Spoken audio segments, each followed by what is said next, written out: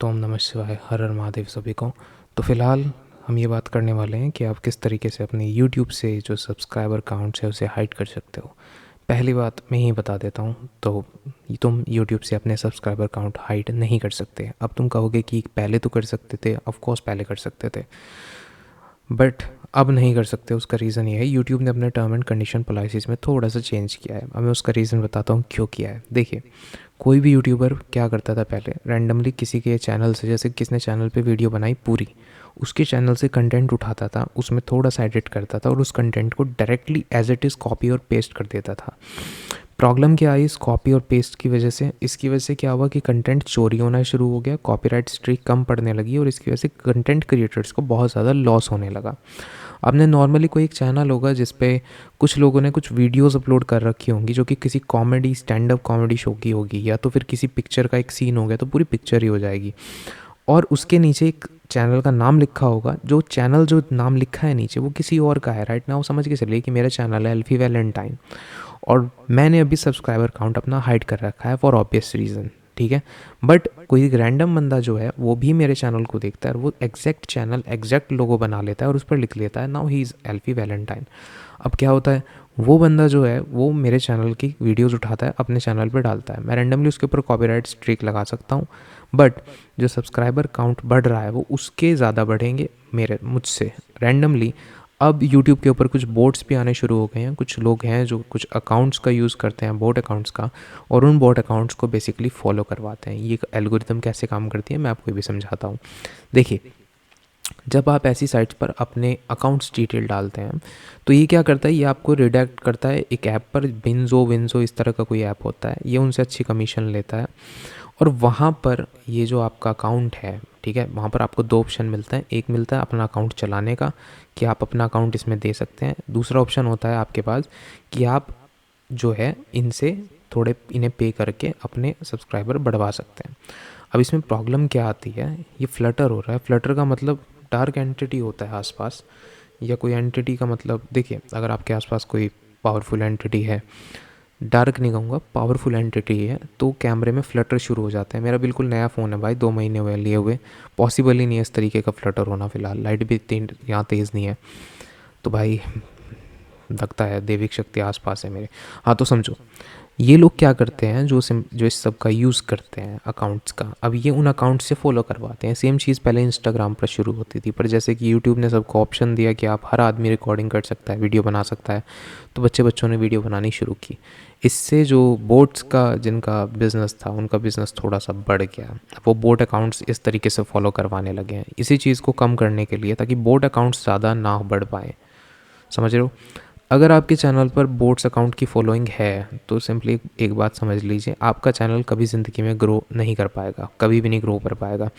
YouTube algorithm आराम से detect कर लेगा और उसके बाद आपके व्यूज़, आपने कुछ ऐसे चैनल्स देखे होंगे जिनके ऊपर सब्सक्राइबर काउंट तो मिलियन है, 1 मिलियन तक जा रहा है, बट उनकी जो वेल्थ है वो बिल्कुल भी बढ़ नहीं रही है, क्योंकि वो बोट अकाउंट हैं, वो यूज़ होते नहीं हैं, उन्हें कोई चलाता नहीं है। वो ऐसे अकाउंट से, मान के चलिए मेरा एक यूट्यूब चैनल है और मैं अब यूट्यूब चैनल यूज़ नहीं कर पा रहा हूँ, तो मैं क्या करूँगा, मैं अपने चैनल को किसी एक वेबसाइट पे डाल दूँगा जहाँ पर मेरा चैनल जो है यूज़ हो रहा होगा, और उस चैनल की वजह से मुझे तो मिल ही रहा होगा कुछ ना कुछ उसमें बैक में, बट जो है वो वेबसाइट मेरे चैनल, मेरे अकाउंट से कई सारी फॉलोइंग्स करवाएगी, जहाँ भी उसे इनकम पेमेंट मिलेंगी। Now that is the algorithm of the boats. जो आपको कह दें कि यूट्यूब पर बोट्स चलाइए और आपके व्यूज़ बढ़ जाएंगे, तो आप लिटरली ऐसे चैनल्स देखिए जिनके ऊपर बोट की फॉलोइंग है, आपको दिख जाएगा कि कभी 10, 5, 15, इससे ज़्यादा व्यूज़ नहीं आते 1 मिलियन की फॉलोइंग वालों को। और अगर यूट्यूब ये डिटेक्ट कर लेता है कि आपके चैनल पर बोट फॉलोइंग हो रही है, तो आपके व्यूज़ तो छोड़ ही दीजिए, आपका चैनल सस्पेंड हो जाएगा कम्प्लीटली, चैनल ख़त्म हो जाएगा, वहाँ से उड़ा देंगे उस चैनल को। क्यों? क्योंकि उन्हें पता चल जाएगा कि आप बोट से फॉलोइंग करवाते हो। कई सारे बड़े बड़े क्रिएटर्स हैं जो काफ़ी सारे पैसा उठाते हैं और इससे बोट फॉलो करवाते हैं। यही सेम चीज़ आ जाती है सब्सक्राइबर हाइड करने में। सब्सक्राइबर हाइड करना बहुत ही फैटल हो सकता है। कैसे हो सकता है? मान के चलिए, सब्सक्राइबर से क्या पता चलता है? सब्सक्राइबर से पता चलता है कि कोई चैनल कितना जेन्युइन है। मैं अगर जेन्युइन वीडियो बना रहा हूँ तो लिटरली लोग मुझे फॉलो करना पसंद करेंगे। अगर मैं जेन्युइन वीडियो नहीं बना रहा हूँ जेन्युइन, तो लोग मुझे फॉलो नहीं करेंगे। और मैं लिटरली बता देता हूँ कि मुझे लोग फॉलो क्यों नहीं करते हैं। रीज़न ये है कि मैं हिंदी में वीडियो रिकॉर्डिंग करता हूँ और मेरे जितने भी फ़िलहाल देखने वाले हैं, because of my name Alfie Valentine, वो लोग बाहर वाले हैं और इंडिया वाले एल्फी वैलेंटाइन नाम देखकर सोचते हैं कि बंदा इंग्लिश में कुछ बकेगा, और इस वजह से वो लोग मुझे नहीं वीडियो देखना पसंद करते हैं। मेरी कुछ वीडियो हैं जो देखते हैं, बट रैंडमली मुझे इसमें इतना इंटरेस्ट नहीं आता है। मैं यहाँ पे आपको बता देना चाहता हूँ कि आपके सब्सक्राइबर काउंट इतने ज़्यादा मैटर नहीं करते हैं अगर आप कंटेंट सही बनाते हो। अगर आपने एक डिज़ाइनर ड्रेस डिज़ाइन की है, कपड़ा कभी ख़राब तो होता नहीं है, तो आने वाले 10 साल 20 साल 30 साल वो ड्रेस कभी ना कभी बिकनी ही है, वो ख़राब नहीं होनी है। रीज़न समझिए, अगर आपने कोई एक खाने की चीज़ बनाई है तो वो ख़राब हो सकती है, पर अगर आप एक वीडियो बना रहे हो जो कि बेसिकली डिजिटल फॉर्मेट में है और ख़त्म नहीं हो सकती जब तक यूट्यूब का सर्वर चल रहा है, और एज आप यूट्यूब को देख सकते हैं ये ग्लोबल ऐप बन चुका है, तो ये ख़त्म होने वाला नहीं है 50 60 साल 100 साल जब तक चलेगा। यहीं से आप समझिए, रिप्लेस यूट्यूब हो सकता है पर ख़त्म तो नहीं हो सकता। पीक के बाद हर ऐप कभी ना कभी डाउनफॉल होता ही है, ऐसा कोई ऐप नहीं है जिसका डाउनफॉल नहीं होता है। लोग सोचते हैं फेसबुक का कभी डाउनफॉल नहीं होगा। As soon as Instagram came into the market, Facebook just got ripped out of the entire internet. Reason क्या है? यही रीज़न है, हर चीज़ रिप्लेसेबल है। कोई चीज़ कभी परमानेंट ना थी, ना है, ना रहेगी, ना तुम, ना मैं, ना कोई और, ना मिस्टर बीस्ट। आज मिस्टर बीस्ट है, आने वाले 50 सालों में तुम्हें क्या पता मिस्टर बीस्ट होगा नहीं होगा, इट्स पॉसिबल। प्यूडीपाई का कितना नाम चलता था, who knows who is PewDiePie right now. Carry Minati का कितना नाम चलता था, who knows who is Carry Minati right now. किसे पता है? ट्रिगर्ड इंसान जैसे लोग अपनी जो शादियों की वीडियो थी उसे डाल डाल के अपनी पर्सनल लाइफ को, कडेस्टियन जैसे काम करते हैं। कडेस्टियन क्या करते हैं? कडेस्टियन एक शो है। अब मैं यहाँ पर जितना एनालाइज इस चीज़ को कर पा रहा हूँ, जैसे कि आप जानते हो कि ट्रिगर्ड इंसान तो एक MIT टॉपर था, शायद वो इंजीनियरिंग की थी उसने, बढ़िया। बट उसका जो भाई है, बड़ा भाई है, उसे ही इज़ अ बेसिकली फुकरा इंसान है, as his name goes, he is a cringe artist. Reason, जब आपके पास कोई स्किल्स नहीं होते तो आप क्रिंज पर डिपेंड हो जाते हो पूरी तरह से। ये इस बंदे ने पहले बाहर के जो शोज़ थे उन्हें इंडियन वर्जन में कॉपी करके बनाने की कोशिश की। जब इससे वो चीज़ भी नहीं हुई तो इस बंदे ने क्या किया, अपनी फैमिली को ही एक चलता फिरता शो बना दिया। Now his family show, in his family everyone is making vlogs, everyone is making this that, but that there like. जब फॉरेनर ऐसा कर सकते हैं तो इंडियंस क्यों नहीं कर सकते? Why should we hate them for this? Why shouldn't we just, सही है। जब अमेरिका के पास कडेस्टियंस हैं और हमारे पास मल्होत्रा फैमिली है, मल्हान फैमिली है। सो नया शो आने वाला है, मुझे ऐसा लगता है कि OTT प्लेटफॉर्म पे, जिसका नाम होगा मल्हान फैमिली। जी हाँ दोस्तों, आपको बताएंगे अंदर की बात। मुझे तो इस बात का भी शक है कि कहीं ऐसा ना हो जाए कि अपने जो ट्रिगर्ड इंसान भाई हैं वो अपनी वेडिंग नाइट की भी वीडियो डाल दें और फिर कहें कि हे दोस्तों, अब हम आ चुके हैं लाइव आपके साथ। सो इतना भी ज़्यादा पर्सनल नहीं होना चाहिए। आपकी एक पर्सनल ज़िंदगी है, भले ही कितना भी आपको कोई इनकम जनरेट हो नहीं हो, लेकिन फिर भी आपको अपनी पर्सनल फैमिली की इस तरीके से कुछ डिटेल्स इस तरीके से शेयर नहीं करनी चाहिए, क्योंकि रिस्की हो सकता है, आपकी फैमिली के लिए रिस्की हो सकता है। आपकी पर्सनल लाइफ जो कि आपकी एक पर्सनल स्पेस में आती है, now it's not personal any more. आप ये सोचिए कि भाई, मैं तो चलो सिंपली बता देता हूँ, इवन अगर आप एक लड़के भी हो और आपकी शर्टलेस पिक जो है गलती से आपके फैमिली व्हाट्सएप ग्रुप में चली जाती है, आफ्टर दैट आपके क्या रिएक्शन होंगे? आपके रिएक्शन कुछ ऐसे होंगे, ओ माय गॉड, कहाँ भाग जाऊँ मैं, कहाँ निकल जाऊँ। और ये लोग लिटरली पूरी दुनिया के सामने ढिंडोरा पीट रहे हैं शादी का। यही लोग हिपोक्रेसी की एक सीमा लांघते हैं, जब ये लोग कहते हैं, दूसरों की वीडियो पे लोग रिएक्शंस देते हैं, उसके ऊपर हंसते हैं, और अपनी खुद की लाइफ इनकी एक चलती फिरती जोक है। इनकी खुद की फैमिली एक जोक बन चुकी है, वो भी ऑनलाइन कॉमेडी शो। और ये लोग खुद बैठकर दूसरों को क्रिंज आर्टिस्ट बोलते हैं, उनकी वीडियो पर रिएक्शन करते हैं, उन्हें उल्टा सीधा बोलते हैं। So that's the type of thing कि मुझे फ़िलहाल न्यूज़ मिली थी, मैं इसमें इतना इंटरेस्टेड नहीं था। एज लक्ष्य चौधरी इसके बारे में कुछ बना रहा था। लक्ष्य चौधरी इन सब में सबसे सही है। He is not a cringe artist, hard working बंदा है, सब सच बोलता है, जो भी बोलेगा बिल्कुल सच बोलता है, रोस्टिंग नहीं करता, रियलिटी चेक करवाता है। That there is a difference.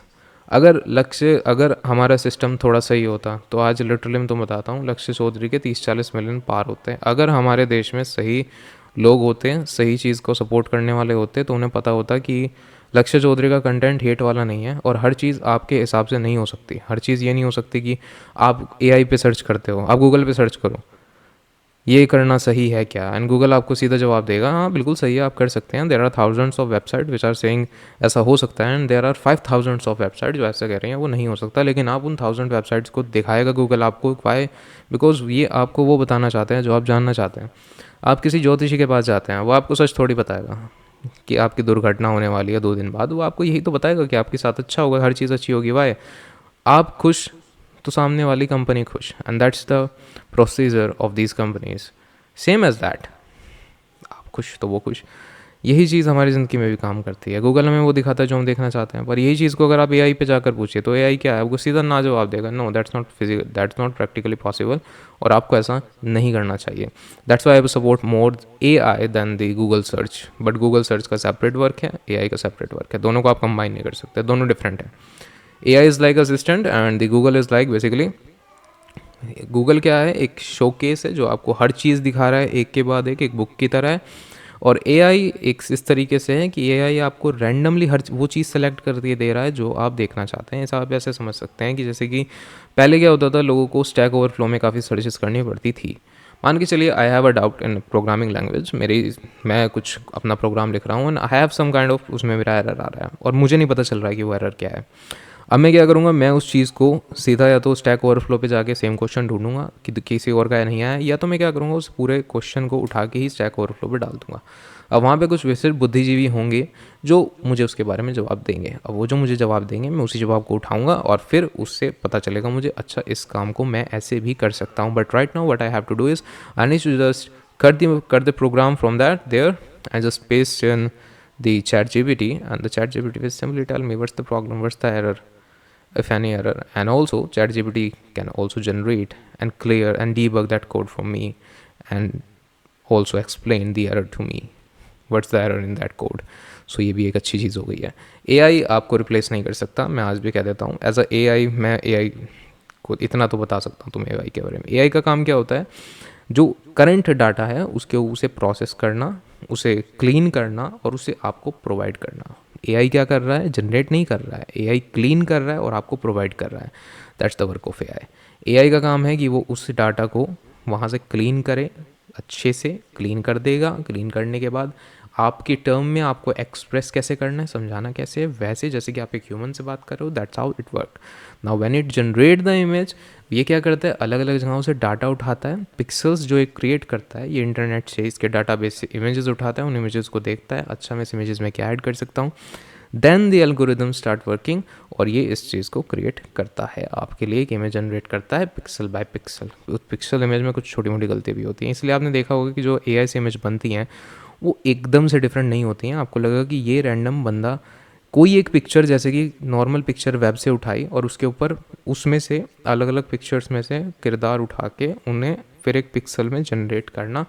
That's how the AI काम करता है, जो कि इमेज जनरेट करता है। ये आपकी जॉब कैसे रिप्लेस कर सकता है, ये तो एक छोटा सा आपका माइंडसेट आपको चेंज करना पड़ेगा। देखिए, चॉकलेट इंडस्ट्री में काम करने वाला जानता है कि चॉकलेट के अंदर कौन से इंग्रेडिएंट है। अब आपको ऑनलाइन कोई भी गुरु मिल जाए जो कहे कि चॉकलेट के अंदर पिग्स की फैट यूज़ होता है, कैसे हो सकता है? आपने कभी पढ़ा है कि चॉकलेट कैसे बनती है? पाल्म ऑयल यूज़ हो सकता है, हो सकता है पाम ऑयल यूज़ कर लें, कोकोनट ऑयल यूज़ कर लें, कोकोआ बटर यूज़ कर लें, या तो उसके अंदर शुगर या तो फिर butter milk, butter fat use कर लें। ये सब चीज़ें पॉसिबल हैं, ठीक है, बन सकता है।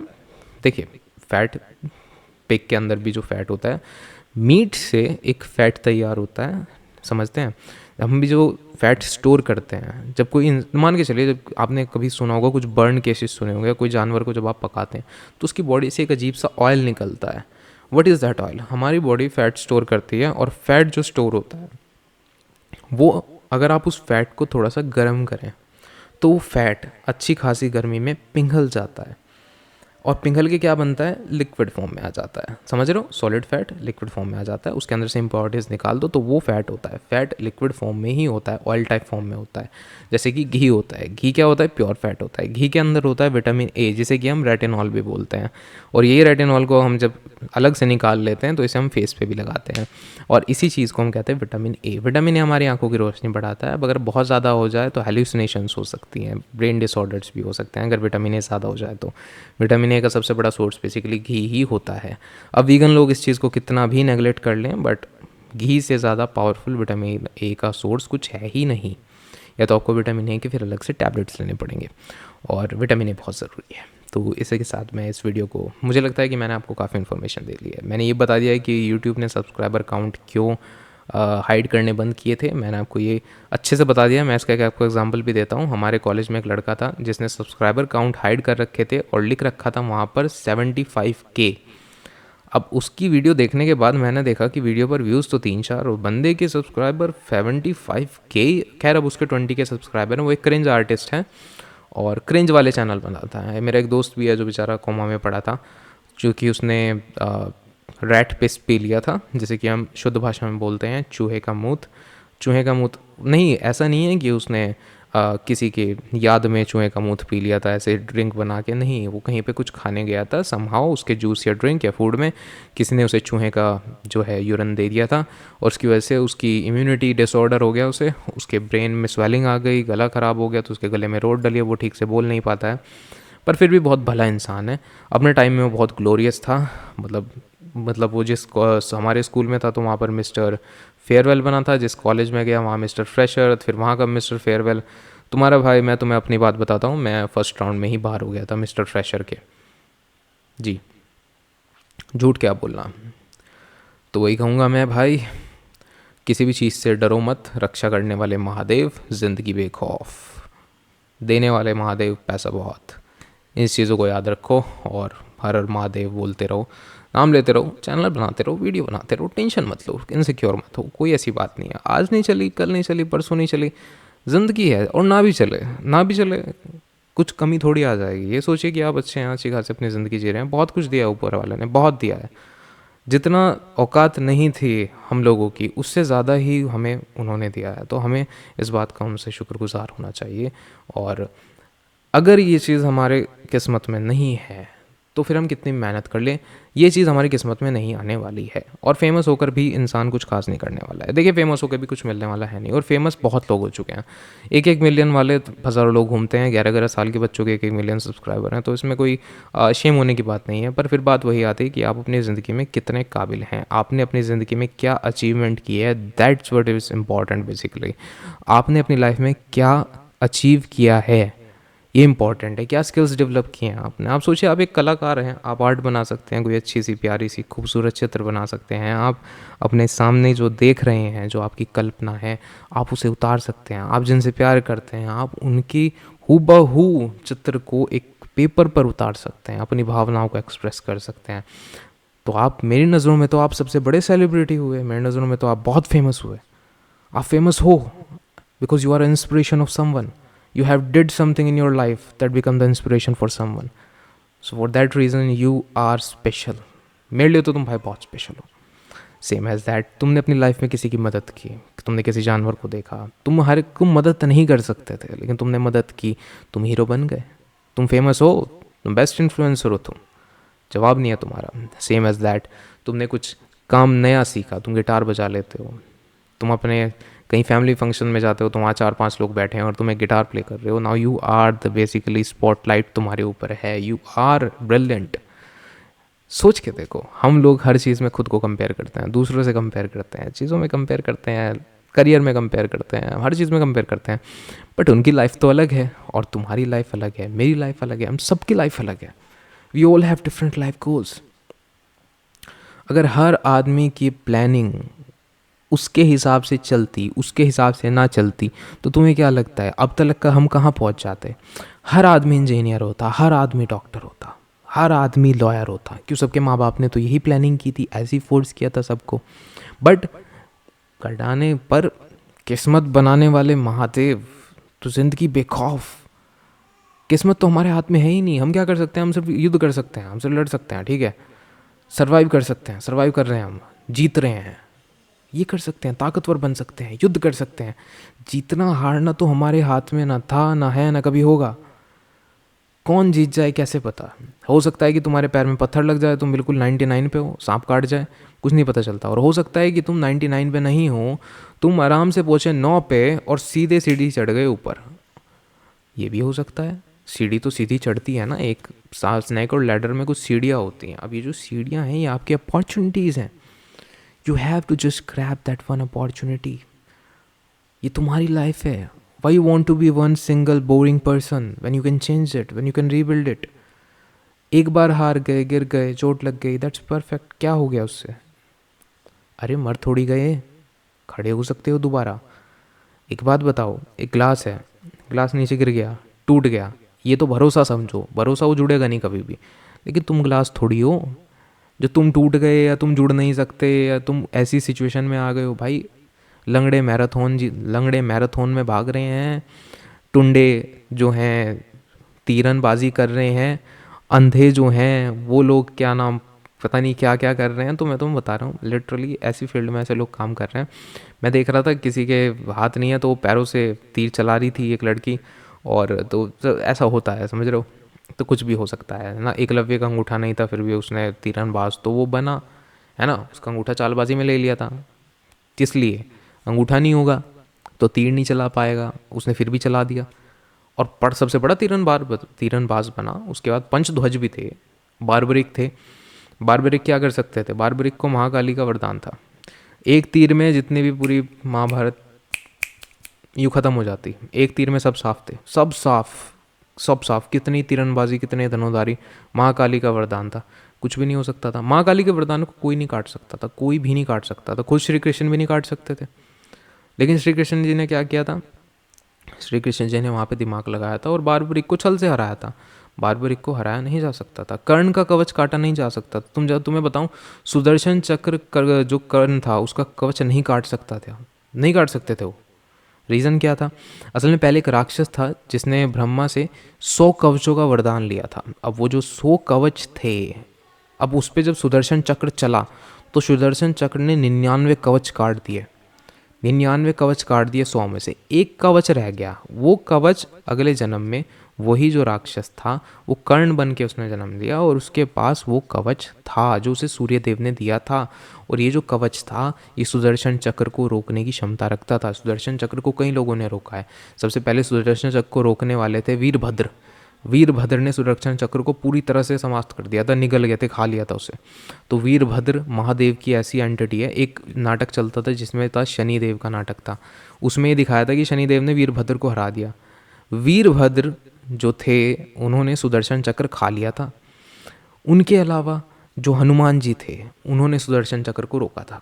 हनुमान जी सुदर्शन चक्र रोकने के कैपेबल थे। दूसरी सबसे स्ट्रॉन्ग गॉड, तीसरे महादेव।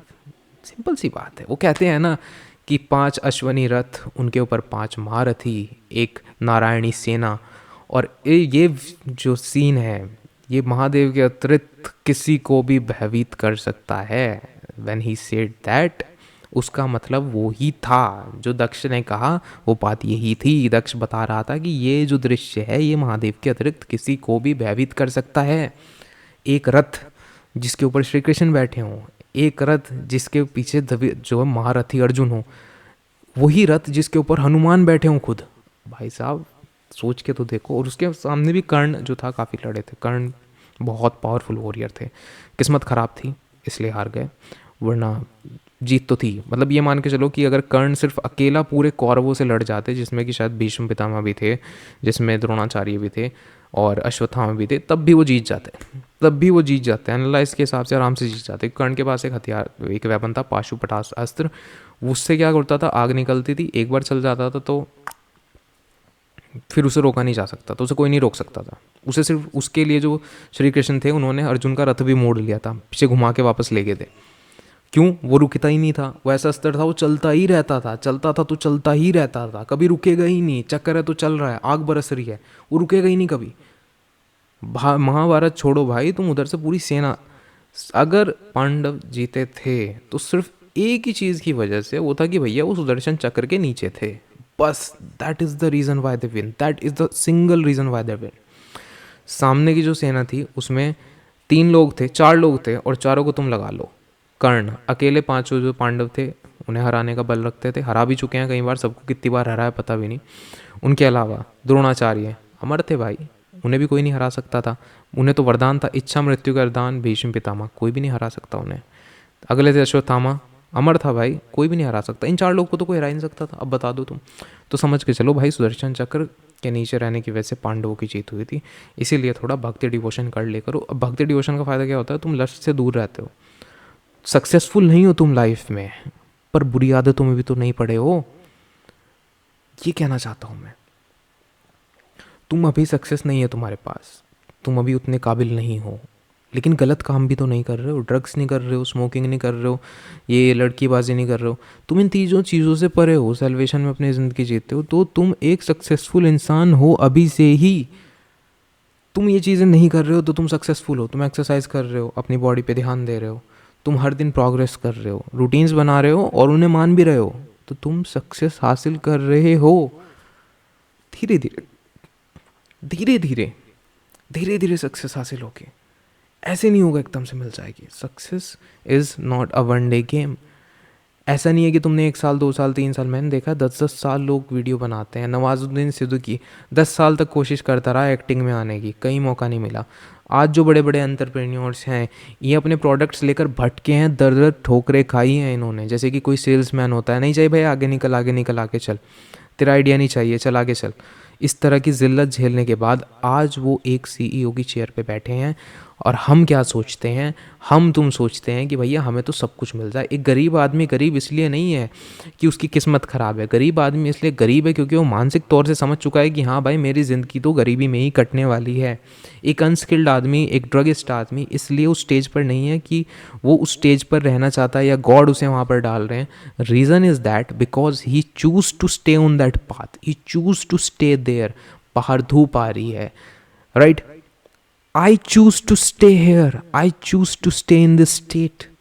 मैं स्टेट चेंज नहीं करना चाहता, मैं इतना कष्ट नहीं उठाना चाहता कि मैं यहाँ से जाऊँ धूप में जाके खड़ा हूँ। और नारायण कहते हैं कि अगर तुम्हें धूप चाहिए, अगर तुम्हें सूर्य का तेज चाहिए तो तुम्हें सूर्य के नीचे आना पड़ेगा। सूर्य तुम्हारे पास नहीं आएगा, तुम्हें धूप में जाना पड़ेगा, तब काम बनेगा। और हम क्या करते हैं, हम क्या सोचते हैं कि भैया पड़े पड़े मिल जाए, सब यहीं आ जाए, टुकड़े भी तोड़ के कोई और डाल दे मुंह में।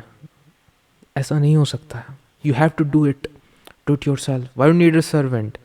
तुम्हें एक सर्वेंट क्यों चाहिए, सोचो, तुम्हें एक दास क्यों चाहिए जब तुम खुद उस काम को कर सकते हो।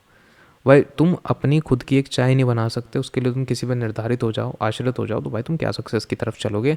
अपने काम खुद करो, अपने नोट्स खुद बनाओ, हार्ड वर्क करो, कंटिन्यूटी रखो। मैं वीडियो बना रहा हूँ, मेरे 40 सब्सक्राइबर हैं आज, मैं भी ओवर थिंकिंग कर सकता हूँ भाई, मैं भी अभी उल्टा सीधा बोल सकता हूँ, अरे यार तुम सब बिल्कुल बेकार हो। और मैं तुम्हें एक लिटरली बात बता देता हूँ, पिछले 2 महीने से एक सब्सक्राइबर ऐसा है जो आता है जाता है, आता है जाता है, मतलब फिर सब्सक्राइब करता है, फिर सब्सक्राइब अनसब्सक्राइब करता है। कोई बंदा लिटरली मजाक कर रहा है बैठ के। और मैं सब्सक्राइबर वैसे देखता नहीं, मुझे कोई फ़र्क नहीं पड़ता। मैं तुम्हें और एक रियलिटी बताता हूँ, सब्सक्राइबर सिर्फ 10 हैं, जो 30 हैं वो कोई बोट हैं या तो बहुत पुराने भूले बिसरे लोग हैं। वो 30 भी मेरे अपने नहीं हैं, या तो हैं या तो नहीं है, पर मुझे ऐसी शक होता है ये 30 जो हैं ये भी अपने कोई सब्सक्राइबर नहीं है। 10 लोग मुझे फॉलो करते हैं और मैं जानता हूँ उसमें से एक मेरा फेक अकाउंट है, एक मेरे दोस्त का अकाउंट है, ठीक है, एक मेरे दोस्त का दूसरा अकाउंट है। तो टोटल मिला के सिर्फ 7 लोग मुझे फॉलो करते हैं, जिसमें से एक तो बच्चा ही है। और अब तुम सोचो यार, 6 बंदों के लिए मैं एक प्यारी सी मोटिवेशनल वीडियो बना रहा हूँ, स्किन रूटीन्स बना रहा हूँ। तुम मेरी पॉजिटिविटी समझो, समझ रहे हो तुम। That's how you need to be positive. मैं 2 वीडियो है मेरे पास, अगर मैं वो डाल दूँ तो तुम्हें पता चलेगा कि मैं कितना पॉजिटिव रहने की कोशिश करता हूँ और ये डिवोशन कितना इंपॉर्टेंट है, विजडम कितना इंपॉर्टेंट है। तो फिर मिलते हैं किसी और वीडियो में। वैसे तो मैं आज दूसरी वीडियो बनाने वाला था, पर आज तुम लोग के लिए मैंने मोटिवेशन का काम कर दिया। तो हर हर महादेव दोस्तों, और रक्षा करने वाले महादेव, ज़िंदगी बेखौफ।